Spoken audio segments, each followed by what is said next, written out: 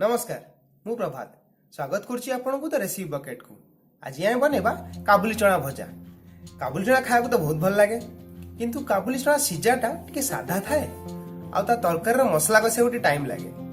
काबुली चना भजा किंतु जल्दी भी हो जाए और टेस्टी भी थाए। आसंतु बनेबा। काबुली चना भजा बनैया पे आमे गोटे बड़ कप काबुली चना नैथिले याको आमे रात सारा भिजै दैथिले। देखंतु ये भल की भिजी जाईची। या छड़ा आमे गोटे मीडियम साइज पियाज नहीं याको मु पतला पतला करी काटी देबी। अधा लेंबू यूज करिबा लास्ट रे। दीटा कंचा लंका याको मु छोट छोट करी काटी देबी। गोटे टीस्पून हळदी, 2 टीस्पून लूण, गोटे मीडियम साइज टमाटो याको भी मीडियम साइज करी की काटीबी। आ गोटे टेबल स्पून सोरिष तेल। गोटे प्रेशर कुकर नहीं कि ताको हीटर की गैस रे गरम करंतु। गरम हो सारा पर आम से काबुली चना पकई दबा। आउ 2 कप पानी पकई दबा। देखंतु पानी लेवलटा काबुली चना ऊपर अछि। आपणकर जदि पानी लेवलटा काबुली चना रो तळु अछि ताले आउ टिके पानी पकेइबे जेमति कि पानी लेवलटा काबुली चना रो ऊपर आसी जिवो। एथिरे हाफ टीस्पून हळदी पकई दियंतु। आउ 1 टीस्पून लूण पकई दियंतु। बाकी हाफ टीस्पून हळदी आ 1 टीस्पून लूण आमे परे पकेइबा मसला कसला बेले। प्रेशर कुकर को बंद करिकी 3टा सीटी मार दियंतु।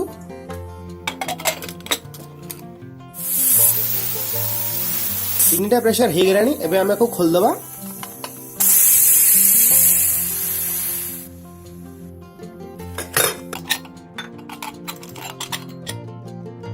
देखंतु काबुली चनाटा भल कि सिझी जाइए। एबे आमे एथुरु एक्स्ट्रा पानी बाहर कर दबा और काबुली चना को अलग रखी दबा।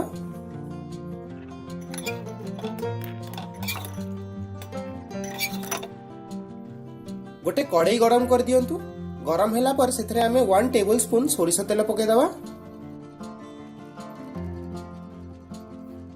तेल गरम होला पर सेथरे आमे कंचा लंका पके दबा।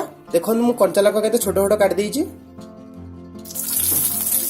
कंचा लंका पकेला पर आमे हेतर पियाज पके की गोळे दबा।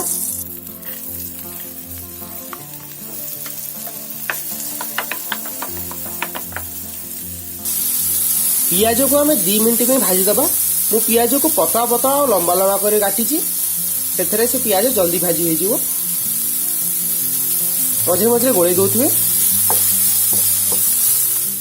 पियाज एबे हे आसलानी। सेथरे आमे टमाटर पके दबा। देखंतु मु टमाटर एमती मीडियम साइज काटीची।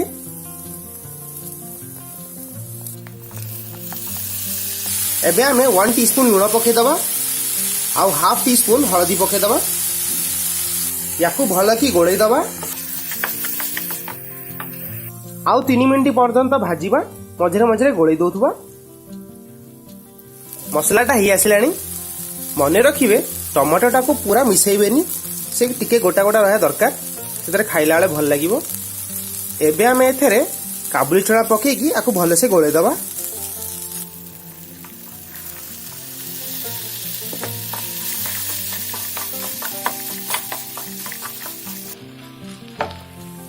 काबुली चना मसलाटा को आउ 2 मिनिट कड़ाई रे रखी गोळेबा। गैस की हीटर बंद कर देबे। काबुली चना मसला रेडी हे गलानी। लास्ट टाइम एथरे लेंबू चिपुट दबा। मु एठी आधा लेंबू पकेइची। आउ धनिया पत्र पके दबा। मु एठी छोट छोट धनिया पत्र काट देइची। याकू भल की गोळै दियंतु। चना मसला एबे रेडी हे जाइची। मु ए भजाटा को चटपटा करिया को लेंबू पकेइची किंतु एटा पूरा ऑप्शनल। आपन को जदि लेंबू भल लागेनी ताले न पकेले भी चलिबो। किछिटा टमाटर खट्टा थाए। जदि आपण खट्टा टमाटर यूज करूचंती ताहाले लेंबू पकांतुनी काहे कि ना भजाटा बहुत खट्टा हे जे। मते ए भजाटा संध्या बेले खाया को बहुत भल लागे। आपन के ताले भल लागे कमेंट सेक्शन में जणांतु। आउ जणैबे कि आपन को काबुली चनार को रेसिपीटा बहुत भल लागे। मु ए रेसिपी सब स्टेप तले डिस्क्रिप्शन में दे देइची। निश्चय चेक करिवे। आपन जदि ए वीडियोटा भल लागिला ता लाइक करंतु आ ए चैनल को सब्सक्राइब करंतु। धन्यवाद। नमस्कार।